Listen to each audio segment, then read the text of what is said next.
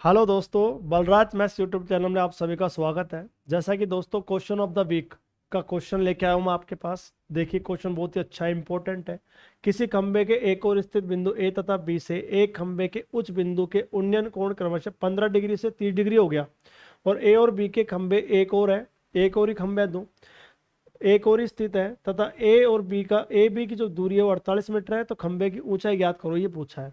तो देखो दोस्तों, इसमें एक प्यारे दोस्तों इसमें क्वेश्चन क्या है। ये एक अपना जैसे ये एक खंबा है, ये वाला एक खंबा है। इस खंबे के दो इधर की साइड एक ही और दो बिंदु है, एक बिंदु ये है और एक बिंदु ये वाला है।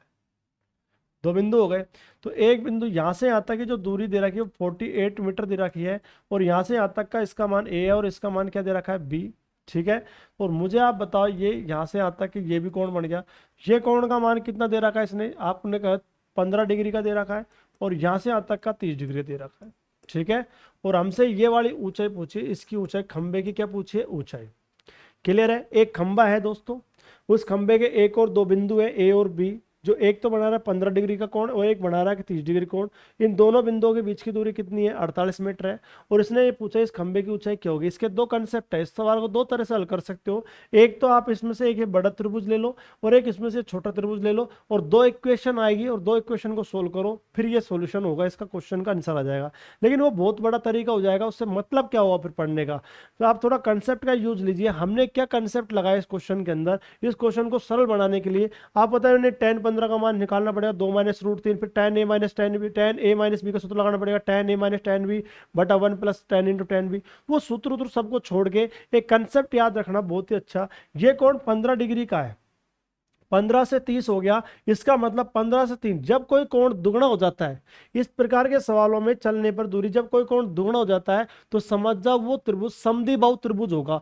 तो समद्विबाहु त्रिभुज है तो 15 से दुगना 30 हो गया। इसका मतलब समद्विबाहु त्रिभुज क्या, आप जानते हो दो भुजा क्या होती है, समान। तो हम कह सकते हैं ये भुजा और ये भुजा आपस में क्या होगी, समान होगी, क्योंकि ये कौन सा त्रिभुज है, समद्विबाहु। कैसे पता चला समद्विबाहु है, ये 15 है ये 30 है तो हमें पता है ये 150 होगा।